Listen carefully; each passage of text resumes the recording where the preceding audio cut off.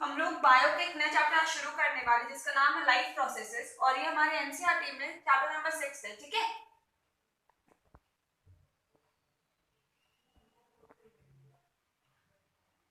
Life processes. Life क्या होता है हमारा, आप लोग को ये वर्ड से क्लियर हो रहा है? लाइफ मतलब जिंदगी, और इस जिंदगी को चलाने के लिए हम लोग जितने भी प्रोसेसेस करते हैं, चाहे वो डाइजेशन है,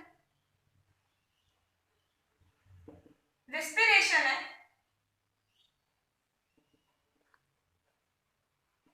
सर्कुलेशन,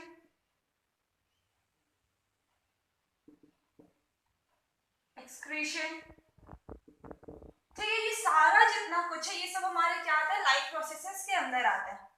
तो लाइफ को सस्टेन करने के लिए हम लोग जितने भी प्रोसेसेस करते हैं वो सारा हमारा लाइफ प्रोसेस होता है। देखो ये सब जो मैं बताई आप लोग ह्यूमन बीइंग से रिलेट कर सकते हैं। प्लांट्स में भी लाइफ को सस्टेन करने के लिए उनके कुछ अपने प्रोसेसेस हैं। हम लोग तो हेटेरोट्रॉपिक है तो हम लोग को फूड कहीं और से लेना पड़ता है, ठीक है, लेकिन प्लांट्स वो फोटोसिंथेसिस करते हैं। ये सब के बारे में हम लोग पढ़ेंगे, ऑटोट्रॉपिक न्यूट्रिशन और हेटेरोट्रॉपिक न्यूट्रिशन सब के बारे में। तो ठीक है, तो लाइफ प्रोसेस हमारा क्या है, तो अब हम लोग इसका डेफिनेशन देखते हैं। ठीक है, तो लाइफ प्रोसेस का डेफिनेशन क्या होगा? The basic function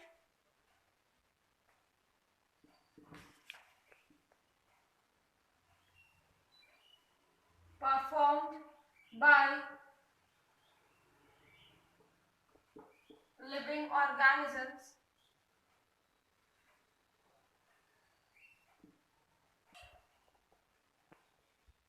to sustain themselves is called life processes। ठीक है, लिख देते हैं।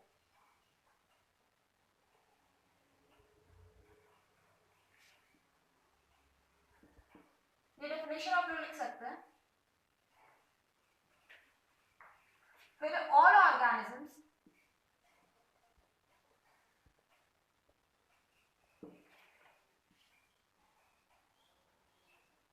performs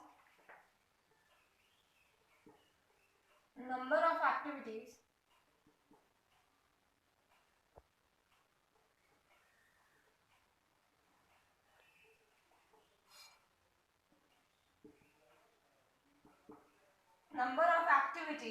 for the maintenance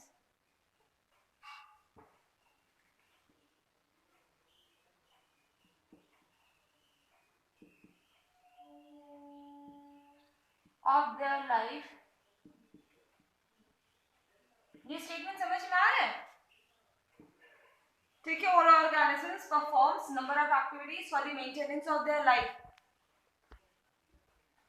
ये समझ में आया? all organisms perform number of activities for their maintenance of their life, मतलब क्या, लाइफ को प्रोसेस करने के लिए वो जो भी एक्टिविटीज परफॉर्म कर रहे हैं, तो इसमें हमारा क्या क्या आ जाएगा, सच एज करके लिखना, such as digestion, respiration, circulation, etcetera. ठीक है, और भी प्रोसेसेस। तो ये आप लोग समझ में, लाइफ प्रोसेस का बेसिक डेफिनेशन क्या होता है, द बेसिक फंक्शंस है ये सारे। ठीक है, performed by living organisms to sustain themselves are called life processes, ये पहला डेफिनेशन। दूसरा आप लोग ये भी लिख सकते हैं, all organisms perform number of activities for their maintenance of their life या to sustain their life are called life processes such as digestion। किस नंबर ऑफ एक्टिविटीज में क्या आएगा, डाइजेशन है, रेस्पिरेशन है, सर्कुलेशन है, एक्सक्रीशन हो जाता है, रिप्रोडक्शन होता है, ये सारे आपके क्या है, प्रोसेसेस है जो आपका लाइफ सस्टेन करता है, मतलब इसके बिना लाइफ अधूरा है। ठीक है, ये समझ में आया? अब हम लोग ये समझते हैं कि हाउ कैन वी डिसाइड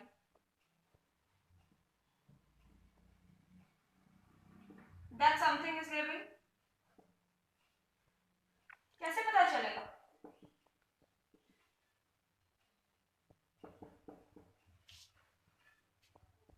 हम लोग कैसे डिसाइड करेंगे कोई भी चीज लिविंग है कि डेड है? इसलिए बताते हैं कि हम लोग उसे मूवमेंट्स देखते हैं, जैसे ह्यूमन बीइंग्स या फिर डॉग्स है, कैट्स है, ये लोग मूव कर रहे हैं तो इसलिए ये लोग लिविंग है। तो क्या क्या हम लोग इसमें सोच सकते हैं बताओ? मूवमेंट, हम लोग ब्रीथ कर रहे हैं तो भी हल्का मूवमेंट होता है, ठीक है। और क्या क्या सोच सकते हैं? ग्रो करते हैं हम लोग सब, बट एक टाइम के बाद ग्रोथ भी रुक जाता है। और क्या क्या? चलो बताओ, अगर हम लोग ग्रो कर रहे हैं, हम लोग मूवमेंट कर रहे हैं, तो प्लांट्स में तो एक टाइम के बाद उनका भी ग्रोथ रुक जाता है, और वो तो खैर मूवमेंट करते ही नहीं, तो क्या वो लिविंग नहीं है? है ना, वो भी लिविंग। तो ये मूवमेंट है या फिर ग्रोथ है, ये हमारी यूनिवर्सल क्राइटेरिया नहीं है। मतलब हम लोग इस बेसिस पे हम लोग ये कैटेगराइज नहीं कर सकते कि कोई भी चीज जो मूवमेंट करे या कोई भी चीज जो ग्रो करे वो हमारा लिविंग है। ये समझ में आया? ठीक है, तो ये सारे जो मैं बताई मूवमेंट है या फिर ग्रोथ है, ये हमारे यूनिवर्सल डिफाइनिंग प्रॉपर्टीज नहीं होता है कि वो चीज लिविंग है या नहीं।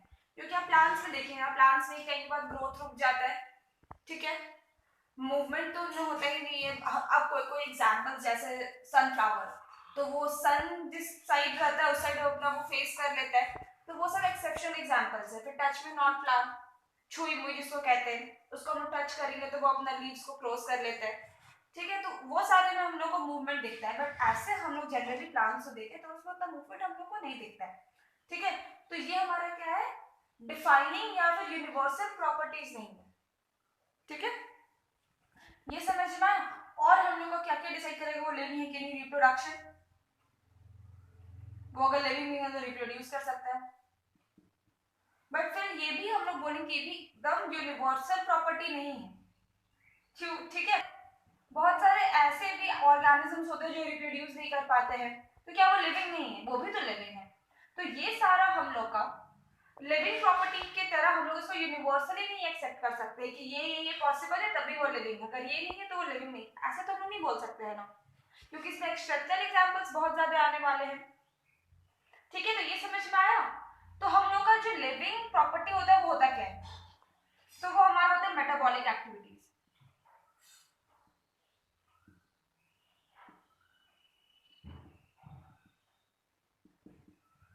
सारे लिविंग ऑर्गेनिजम्स में मेटाबॉलिक एक्टिविटीज होता ही होता है, ठीक है। अब चाहे वो प्लांट हो या फिर वो एनिमल हो, ये समझ में आया? इतना क्लियर है ना? इसके बाद आपके बुक में एक होगा कि जो वायरसेस होता है इनका जो लाइफ प्रोसेस ये बहुत ही कंट्रोवर्सी है, मतलब वो नॉन लिविंग भी उसको बोला जाता है, उसको लिविंग भी कहा जाता है। तो वायरसेस का क्या आप लोग भी सुनते होंगे कि वायरसेस जब हमारे बॉडी से या किसी ऑर्गेनिज्म से दूर रहता है तो वो नॉन लिविंग की तरफ परफॉर्म करता है, लेकिन जैसे ही वो किसी लिविंग ऑर्गेनिजम्स के अंदर आ जाता है तो वो लिविंग हो जाता है, ठीक है। और फिर वो हमारी मशीनरी को यूज करके अपना रिप्रोडक्शन करता है, वायरसेस को ग्रो करता है। ये समझ में आया? इसका आप स्क्रीनशॉट कर लीजिएगा। Why viruses have controversial status, मतलब हम लोग अभी भी या साइंटिस्ट डिसाइड क्यों नहीं कर पाए कि वो एग्जैक्टली लिविंग है या फिर नहीं।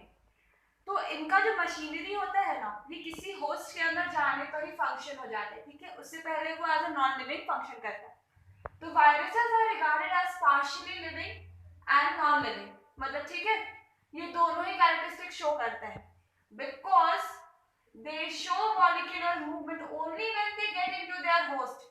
ये किसी होस्ट के अंदर, ठीक है, किसी ऑर्गेनिज्म के अंदर जब ये घुसता है ना, तभी ये अपना मॉलिक्यूलर मूवमेंट शो करना शुरू कर देता है, but outside, but not outside the host, मतलब जब वो किसी होस्ट के अंदर नहीं है तो फिर वो as a non living being behave करता है। समझ में आया ये वाला? Why viruses have a controversial status? क्योंकि क्या है, इसको हम लोग पार्शियली लिविंग और नॉन लिविंग दोनों हम लोग इसको बोलते हैं, ठीक है। अब देखो, अब लाइफ के मेंटेनेंस के लिए हम लोगों को क्या क्या प्रोसेसेस का जरूरत होता है?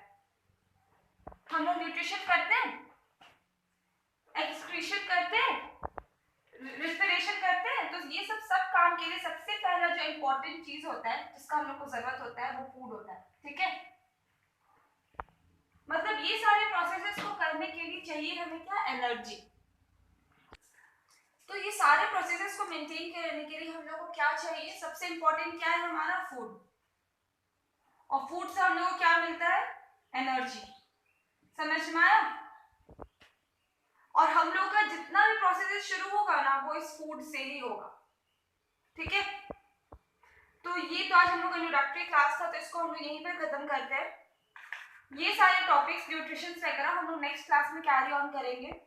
आप लोग एक बार एनसीईआरटी पढ़ लीजिएगा ताकि आप लोग को समझने में इजी हो। अभी तक मैं जितना पढ़ाई हूँ वो आपके एनसीईआरटी का फर्स्ट पेज और थोड़ा बहुत सेकंड पेज कवर करता है, ठीक है।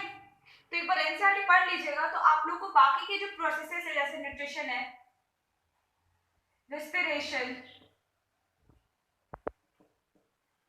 ये सबका बेसिक आइडियाज मिल जाएगा आप लोग को, ठीक है।